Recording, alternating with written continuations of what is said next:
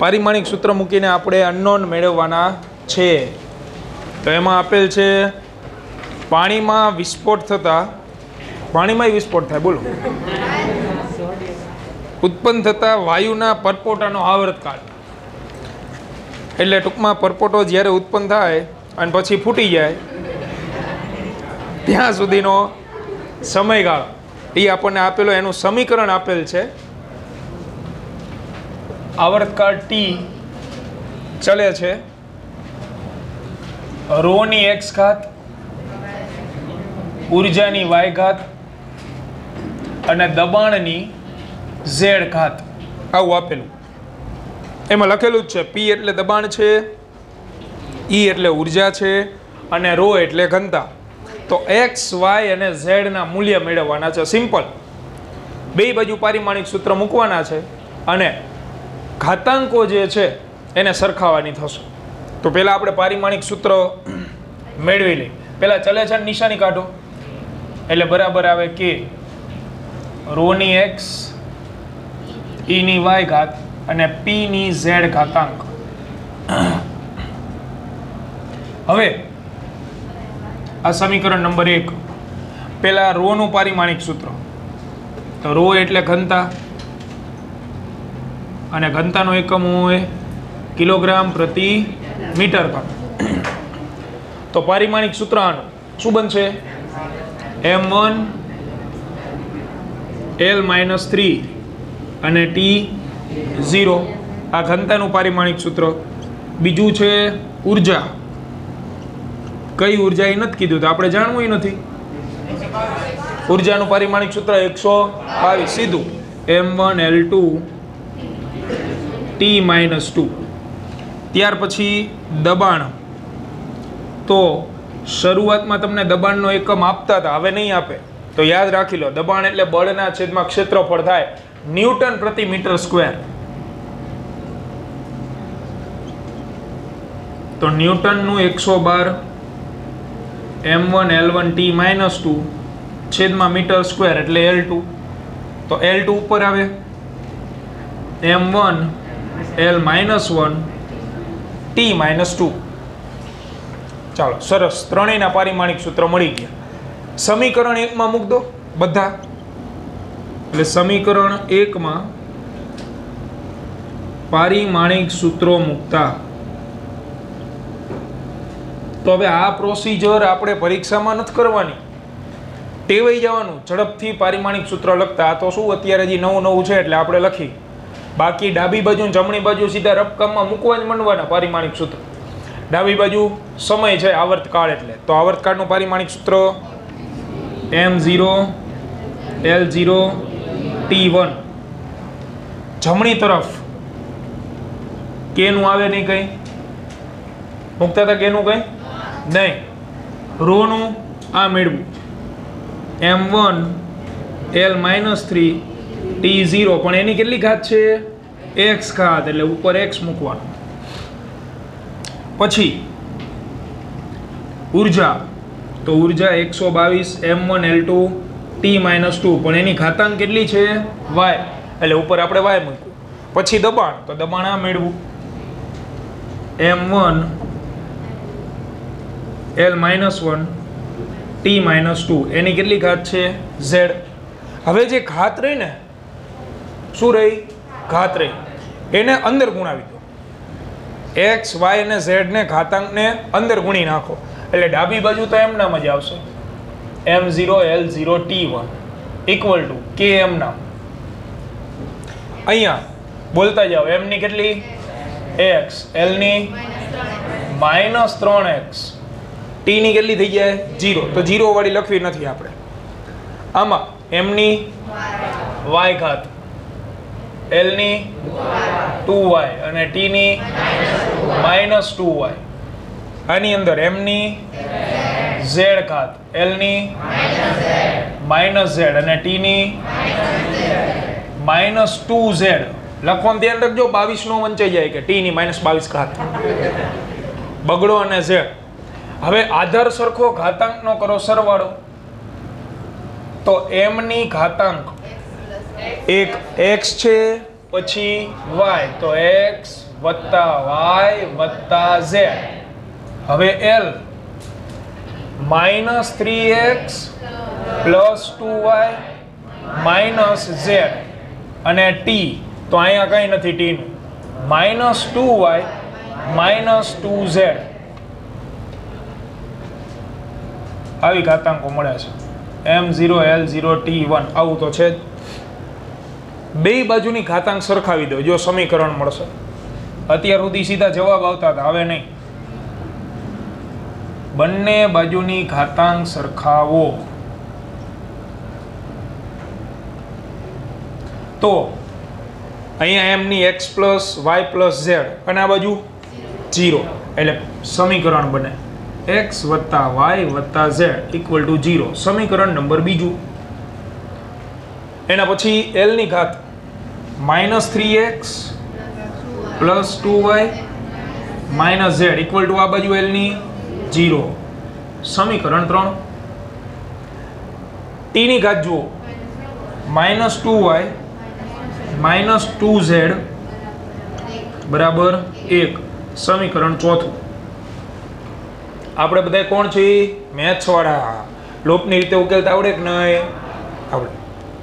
બરોબર. તો કોણ બાળક મને કહે છે કઈ રીતે ઝડપથી ઉકેલાય?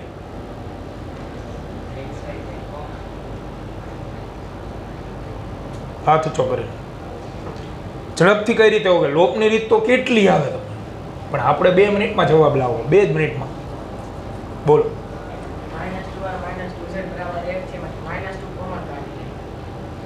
પછી એનો કોની યાર લોપ કરવો?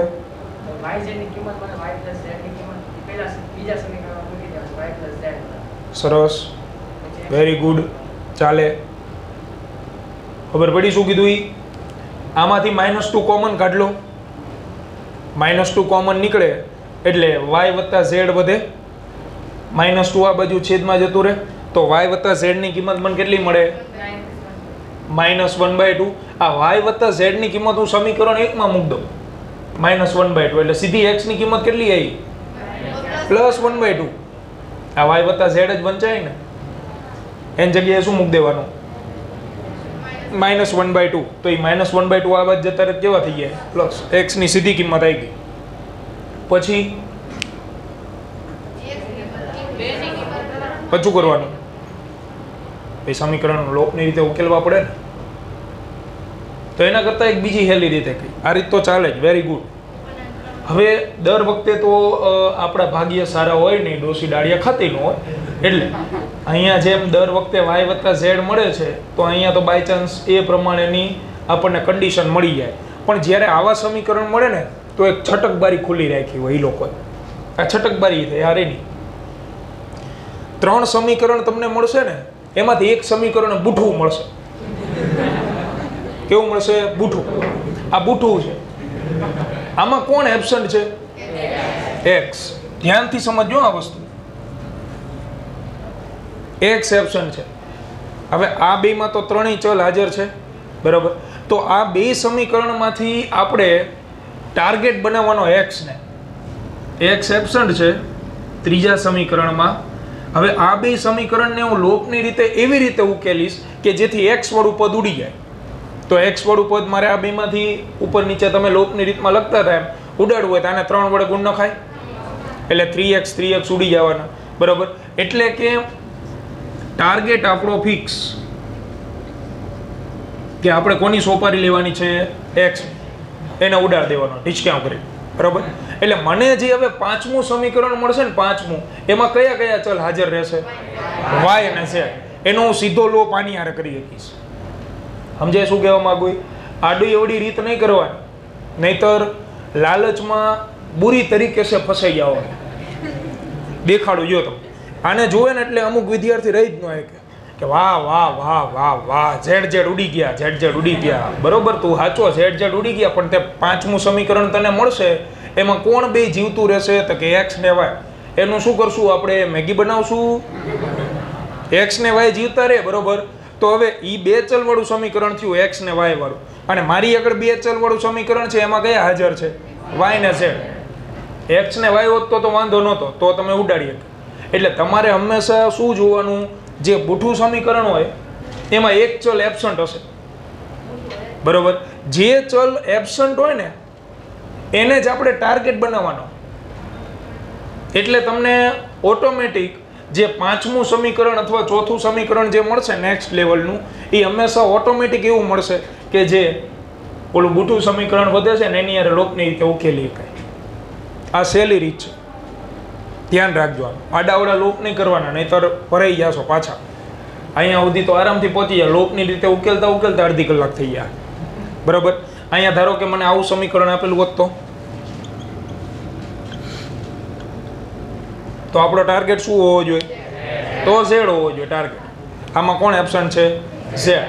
એટલે તો હું આ બે સમીકરણમાંથી ઝેડને ઉડાડવાનું પસંદ કરે તો ઉડાડી શકો. તો પછી મને જે પાંચમું સમીકરણ મળે એમાં કોણ વધે? એક્સ અને વાય. એનો હું સીધો આની યાર વહીવટ કરી શકું ને પછી, એટલે ફટાફટ જવાબ આવે, એ કોઈ પણ પ્રકારની ભૂલ વગર. તો આ એક નિયમ યાદ રાખજો. ક્યારેય તમને ફિઝિક્સમાં ગણિતની જેમ ત્રણેય સમીકરણમાં ત્રણેય ચલ હાજર હશે એવું મળશે નહીં.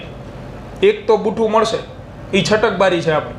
જે બુઠ્ઠું સમીકરણ મળે છે ને એ તમને એમને ઉપાય આપી દીધો કે આના સમીકરણ જેવું સમીકરણ તમે આ બેમાંથી ઉત્પન્ન કરો, જેથી કરીને તમે એનો વહીવટ કોની યાર કરી શકો? આની સાથે. તો આપણે આમાં ટાર્ગેટ એક્સ છે એટલે આને તમારે 3 વડે ગુણવાનું છે, પછી આ બે સાથે લોપની રીતે ઉકેલવાનું છે. એટલે 3x શું થશે? ઉડી જશે. તો y ને z વધશે. આને 3 વડે ગુણો, 3x 3y 3z. તો આ તો ઉડી જાય. પછી મોઢે આપણે મોઢે ગણીએ, એક જ મિનિટ. અહીં 3x 3y 3z = 0. આનો બેનો લોપ કરી નાખો. આ તો ગયા 3x 5y પ્લસ 2z વધે ને પ્લસ 2z. જો એ સીધો અહીં ઉડી જાય, સમજાણું?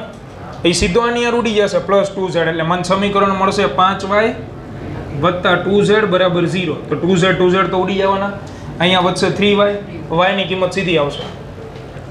પછી y ની કિંમત સમીકરણ 5 માં મૂકજો એટલે z ની મળશે. પછી yz ની કિંમત ક્યાં મૂકજો? હેલામાં. હેલું સમીકરણ આ ગણાય, આમાં મૂકવાનું એટલે x ની આવશે. એટલે આપણો દાખલો સોલ્વ. વસ્તુ ક્લિયર? લોપની રીતમાં વાર લાગવી જોઈએ નહીં. ચલો પૂર્ણ કરો આને. લાવો જવાબ.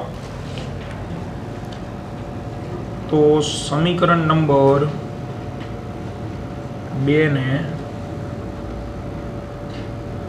3 વડે ગુણીને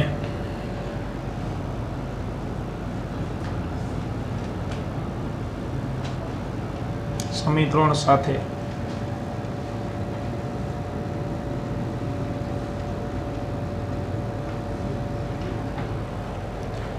લોપની રીતે ઉકેલતા 3x 3y 3z બરાબર 0 minus 3x plus 2y minus z બરાબર 0. આ ઉડે છે 5y વત્તા 2z બરાબર 0. આ સમીકરણ 5. તો સમીકરણ 5 અને 4 માં પછી લોપ કરવાનો છે. ભલે ચાલુ વાંધો. આપણે એક દી ટાર્ગેટ કરવો પૂરો કલાકનો વિડીયો થાવ, બંધ જ નહીં કરો. ભલે ને આપણે ડાયરો કરતા હોય, કરી દે પુશ કરી દે. કરી 5/6 z y 1/3. હા, z ની કિંમત આવે ને એને આમાં મુકાય. પ્લસ વાળું છે ને એટલે આમાંય મૂકી શકો, પણ માઇનસ વાળું ઓછું પસંદ કરે, પ્લસ વાળું જ કરે. એટલે y ની કિંમત મળશે.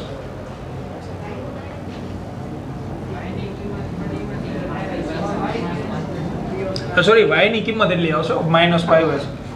બરોબર, ગોતી જ દઈએ આપણે. એક જ મિનિટ.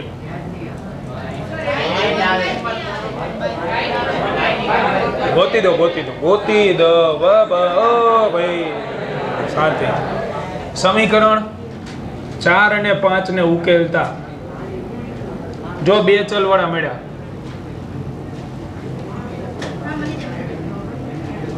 ચાલો ચોથા ને પાંચમા ને ઉપર અને નીચે લખી નાખો.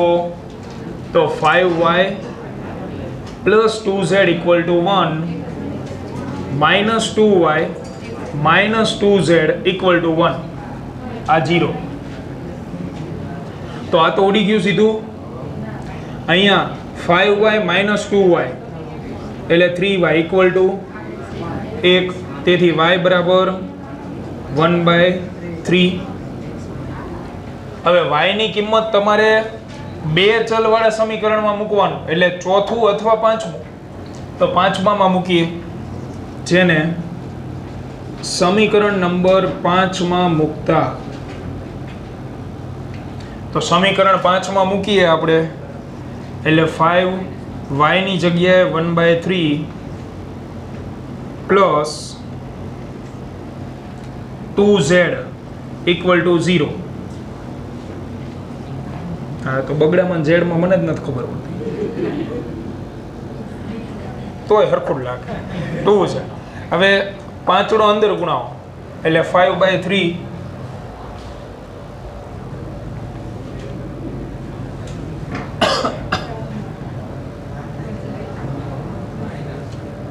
એ અંદર ગુણાઈ દો, 5/3 થઈ જશે. તો 5/3 વત્તા 2z બરાબર 0. હવે આ ગુણાકારમાં નથી, સરવાળામાં છે. એટલે આને તમે જમણી બાજુ લઈ જાઓ ને તો અમુક બાળકો, અમુક જે નિર્દોષ બાળકો છે એ આવું લખે કે આ બાદ જાય તો 3/5. આ ગુણાકારમાં નથી, આ સરવાળામાં છે. જમણી બાજુ જાય ને તો માઇનસ થઈ જાય. તો 2z બરાબર -5/3. So z equal to -5/6.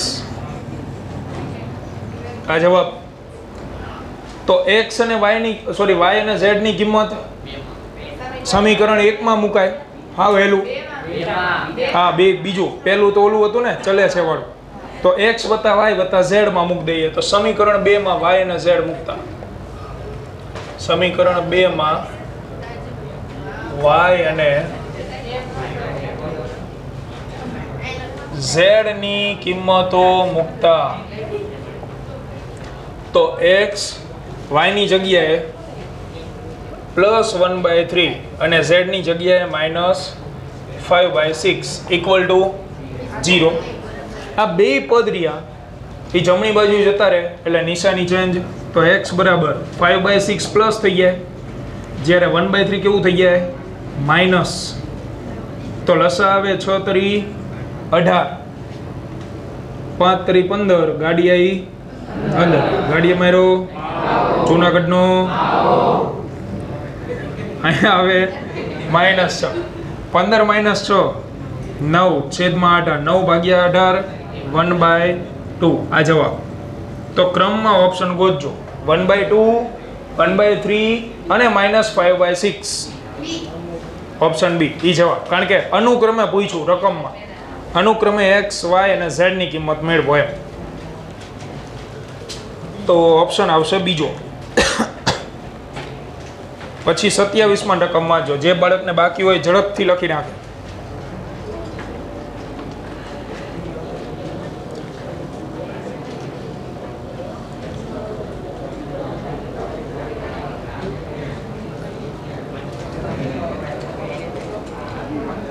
સત્યાવીસમાં વાંચજો. 27માં સમીકરણ બનાવવાનું. આવર્તકાળનું બનાવતા હતા ને 2.17માં, એવું ને એવું. હા, v ચલે છે g × h, પણ ઉપર ઘાત આવશે. g ની a ઘાત અને h ની b ઘાત. એ ઘાત જ આપણે મેળવવાની છે, એટલે સમીકરણ મળી જાય. હે, v ચલે છે gh બોલ્યો ને, v ચલે છે gh, પણ g ની a ઘાત અને h ની b ઘાત એમ એવી રીતે આવશે. ના ના ના ના, એ તો પછી મેળવવાનું આપણે. આપણને ક્યાં ખબર હજી કે એ g ની કેટલી ઘાત આવશે ને h ની કેટલી આવશે? એ તો મેળવવાનું, એ જ પ્રશ્ન છે.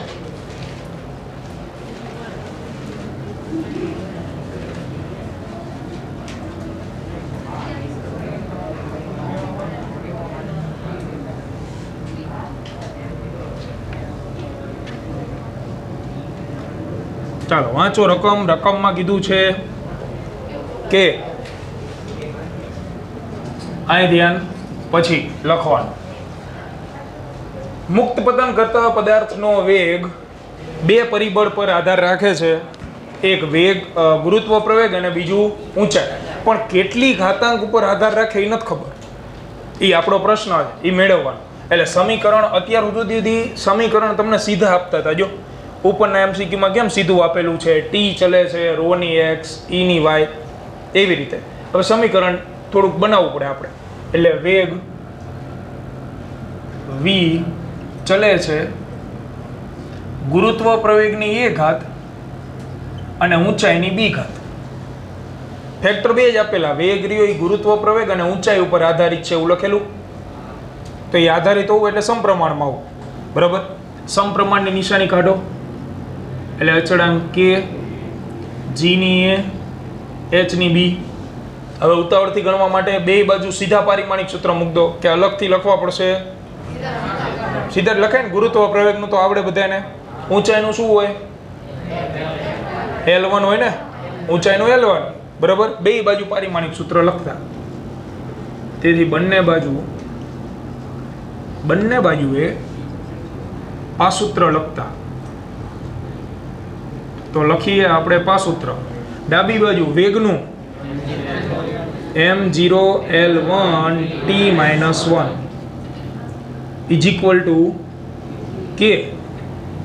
તો ગુરુત્વ પ્રવેગની જગ્યાએ બોલો m0L1 t-2. પણ એની કેટલી ઘાત છે? a. ઊંચાઈનું L1 અને એની બી ઘાતાંક. હવે ઘાતાંકો અંદર ગુણી નાખીએ તો m0 L ની a ઘાત, t ની -2a ઘાત અને L ની બી ઘાતાંક. હવે MLT ના ક્રમમાં લખ નાખો આને. તો કે m ની 0, L ની a પ્લસ બી અને t ની -2a. બે બાજુના પરિમાણ આપણે સરખાવીએ તો બંને બાજુની ઘાતાંકો અથવા પરિમાણ સરખાવતા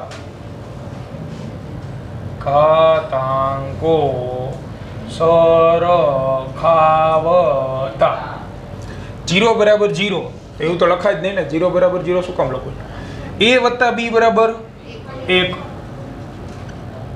તો સમીકરણ નંબર 1.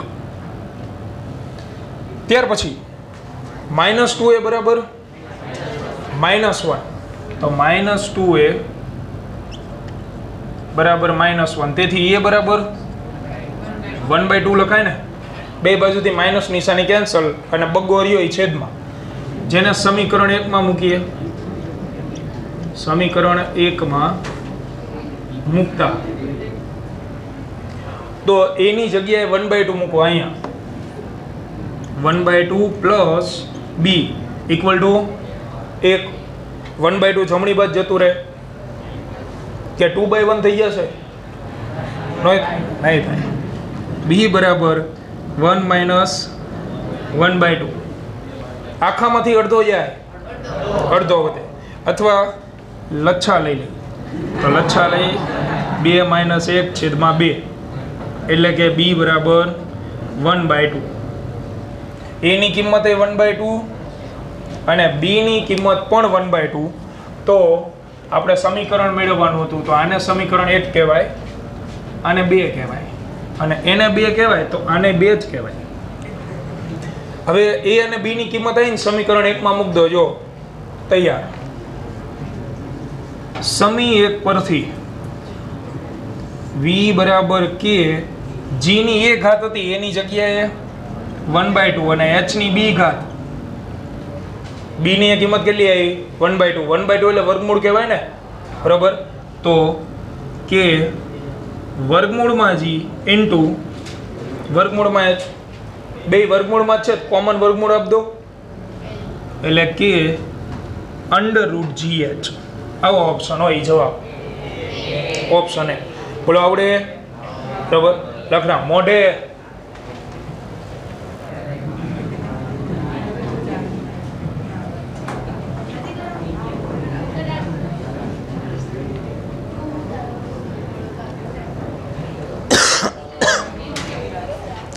છેલ્લો MCQ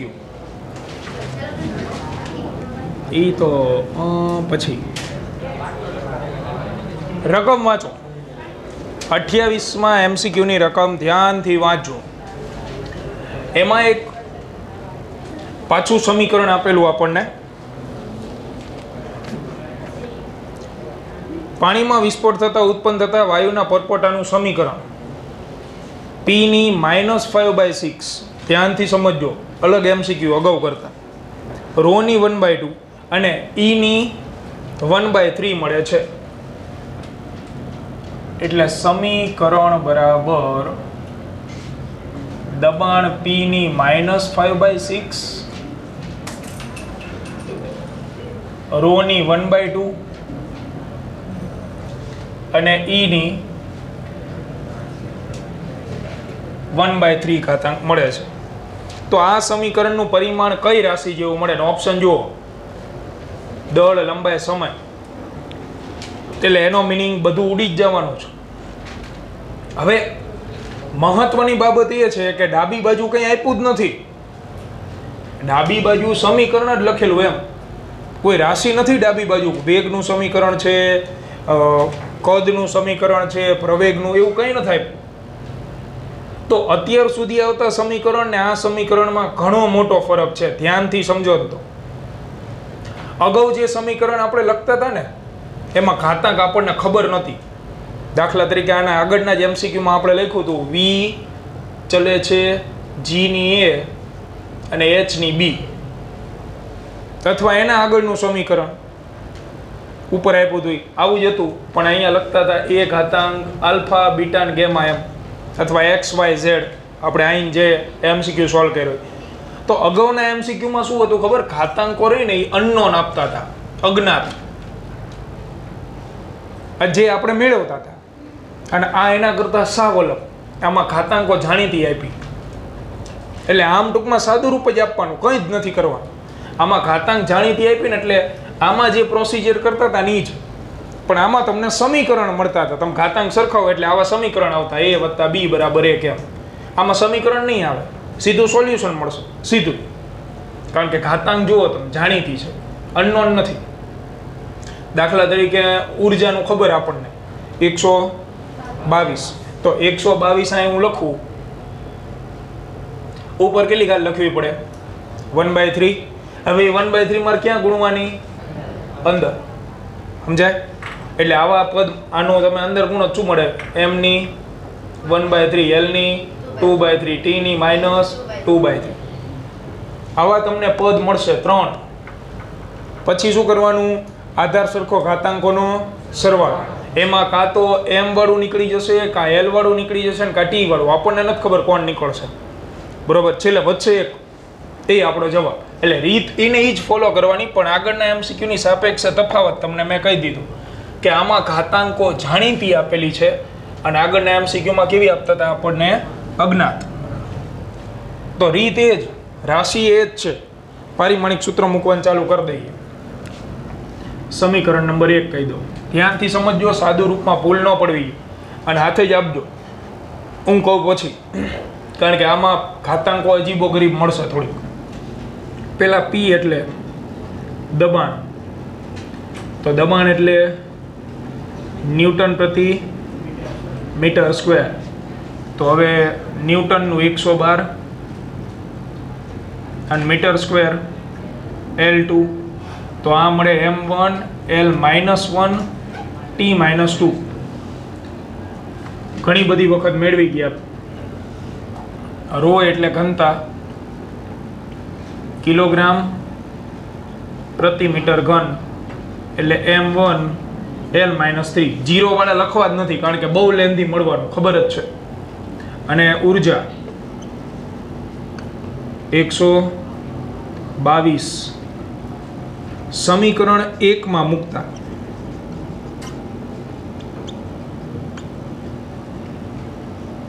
મૂકવા માંડીએ સમીકરણ 1 માં. તો સમીકરણ બરાબર પેલા દબાણની જગ્યાએ M1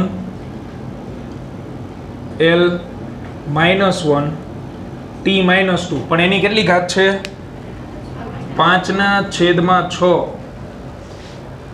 પછી ઘનતાની જગ્યાએ m1 -5/6 છે m1 l -3 અને એની છે 1/2 ઘાત અને ઉર્જા m1 l2 t -2 અને એની ઘાતાંક છે 1/3.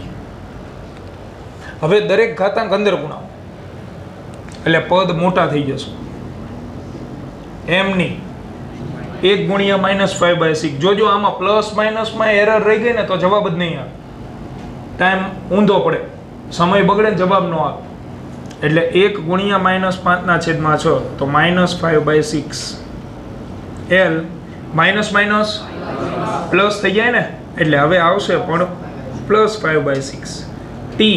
તો પહેલા નિશાની જ લખવાની માઇનસ પ્લસ અને રફકામમાં એવું લાગે તો 2 ગુણ્યા -5/6 કરો જોઈએ તો માઇનસ પ્લસ થઈ ગયું 5 દુ 10 એના છેદમાં 6.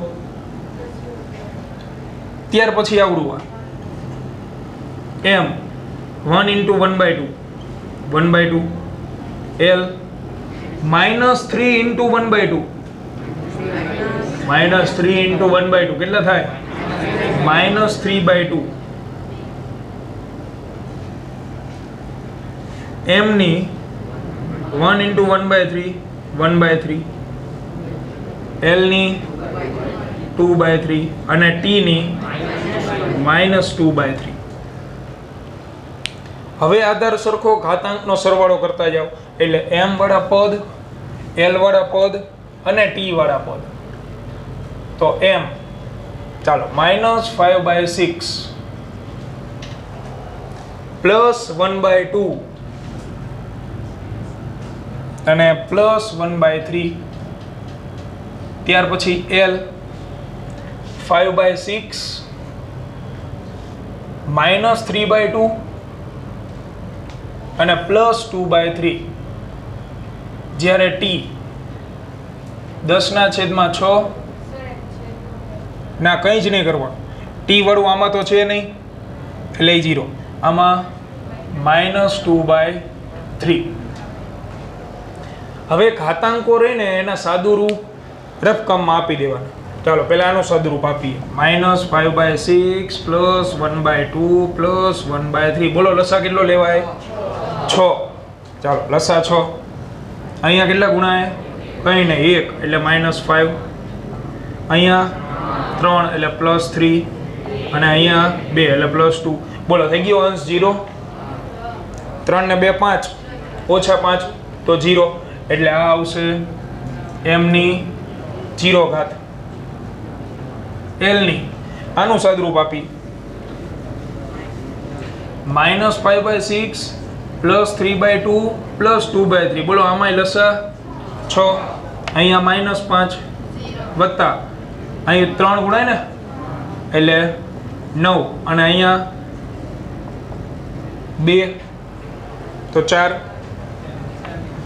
શું થયું? અચ્છા અહીંયા નિશાની ભૂલ થઈ ગઈ. આ 5/6 અહીંયા કેટલા છે માઇનસ છે તો 5 3 તરી 9 માઇનસ અને 2 દુ 4 પ્લસ 5 ને 4 9 ઓછા 9 તો એ 0 થઈ ગયું. તો l ની 0 ઘાત. હવે t ની વાત કરી તો 10/6 -2/3 લસા 6 લઈ લઈએ તો 10 અહીંયા કેટલા ગુણાશે 2 એટલે 2 દુ 4 10 - 4 6 6/6 1 એટલે t ની વધશે 1 ઘાત. જવાબ આવશે t1. જો MCQ કંઈ નથી પણ જો તમે પ્લસ માઇનસમાં લોચે ચડ્યા તો ભૂલ તો કોઈતે ન મળે આમાં, બરોબર? એ બીજી વાર જ ગણવો પડે એટલે ધ્યાનથી ગણજો, મોઢે જ ગણજો, જોવાની કોઈ ઉપાધિ કરતા નહીં, આપ જોવાનું નહીં.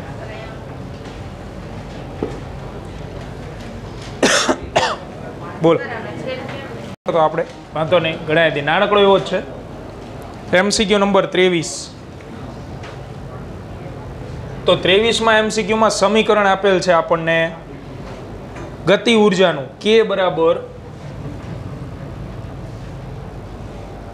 bx ના છેદમાં x વર્ગ વત્તા a વર્ગ આવું આપેલું અને પૂછેલું છે આપણને b ના પરિમાણ ખાલી જગ્યાને સમાન મળે b ના પરિમાણ તો b કોઈની યાર સરવાળા બાદબાકી દેખાય નહીં તો તમારે b ના ફરજિયાત સૂત્રનો શું બનાવવો પડે કરતા એ વિશે તેમને ચોખ્ખું કહી દીધું છે એટલે રકમ પૂરી થાય ને જુઓ તો એ બરાબર શું કીધું મીટર તો એનું પરિમાણ તો ખબર જ છે L1 જ હોય અને a સ્ક્વેરનું L2 તો પહેલા તો b ને કરતા બનાવી દો b ને કરતા બનાવીએ તો આવું લખાય ને k ઇન્ટુ x વર્ગ વત્તા a વર્ગ છેદમાં x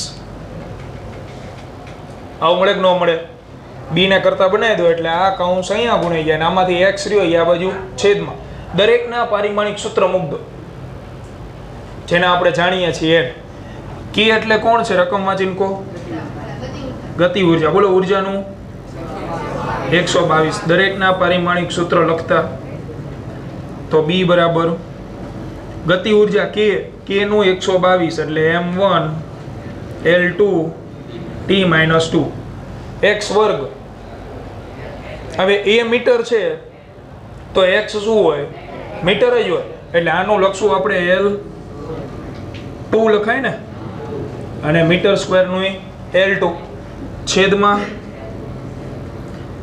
x એટલે L1 આવું આવે બોલો L2 વત્તા L2 જ થાય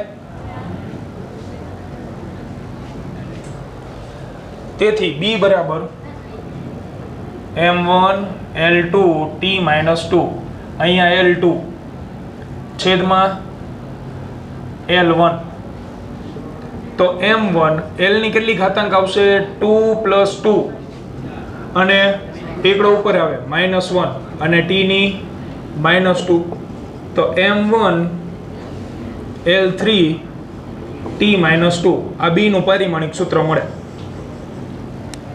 હવે ઓપ્શન ઉપરથી ચકાસવાનું છે ઓપ્શન પહેલો ઓપ્શન જુઓ કાર્ય છેદમાં સમય મૂકીએ એનું પારિમાણિક સૂત્ર જો આવું આવે તો પહેલો ઓપ્શન સાચો તો કાર્યના છેદમાં સમય છે ને બોલો કાર્યનું તો યાદ હોવું જોઈએ 122 m1 L2 t - 2 છેદમાં સમય એટલે t1 તો m1 L2 t - 3 થાય બોલો એવું આવે છે નહીં બીજો ઓપ્શન કાર્ય ગુણ્યા અંતર તો કાર્યનું m1 L2 t - 2 ને અંતર એટલે L1 તો આ આવે છે m1 L3 t - 2 બોલો આવી ગયું તો આ જવાબ બીજ a અને b બે લખો બરાબર કરો પૂરવાનું